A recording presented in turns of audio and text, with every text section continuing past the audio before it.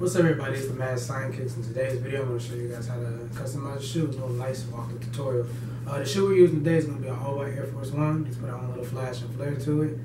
But before we get started, there's going to be some things that we need to make sure this custom comes out right. One, you're going to need yourself some paint. I usually use Angela. It works best for me. I've been using it since 2008, so it's a nice paint.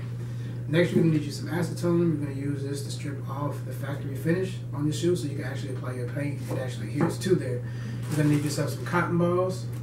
You're going to need yourself some tape.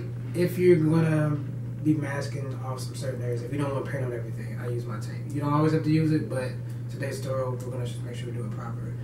And lastly, we're going to need some gloves. Now, you're going to need your gloves when you're stripping the acetone. You don't want to get that on your skin, especially if you do this a lot. Acetone won't kill you, but constant exposure is never good for you. So, first things first, let's take these laces out.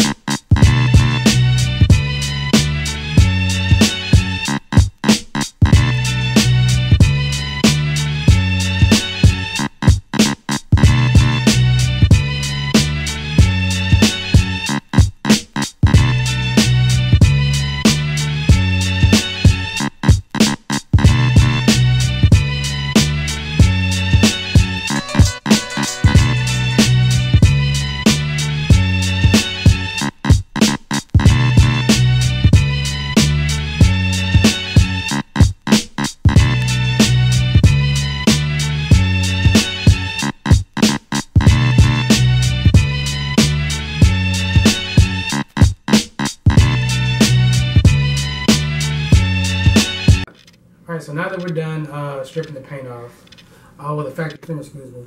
Now you'll notice here, where it's like a little bit of a gray area, that's just me rubbing too hard. I'm going to rough with the acetone, but that's okay. That's just the raw leather underneath the paint. But that lets you know that you kind of went too deep. Some people, they take all of it off, but you don't necessarily have to. As long as you have this, the clear coating from the factory finish off, you'll be okay. Because if you take all the gray off, you're just going to create more work for yourself. So now next up, now we get that stripped off, I'm about to do our taping. So I'm going to mask the areas that I don't want my paint on that I'm using, and we'll get right back at you. Okay, so now that we're done taping off what we don't need painted, we're going to get down to airbrushing. So what I did, I'm going to take a little bit of this, the paint that I'm going to use, put it in this jar here. And then I'm also going to add equal amounts of Too Thin. What Too Thin does, it literally thins your paint out.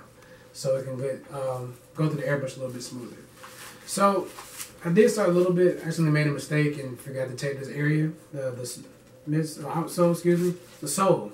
And so I had to stop and go back. But now we're about to get right back into it.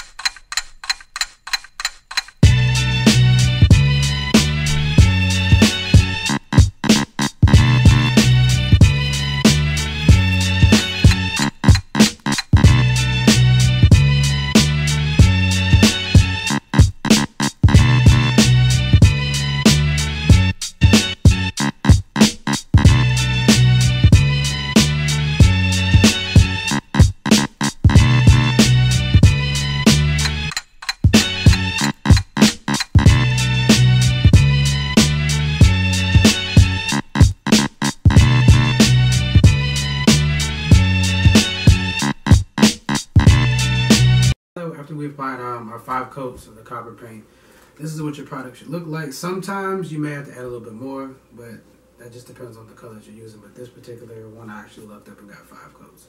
So now our next thing we're going to do, we're going to put our finisher on there, our satin finisher. So what this does is it kind of protects your shoes against any wear and tear that you do. Some people don't have to put on there, but It doesn't hurt. It doesn't hurt to put it on. So, let's get started.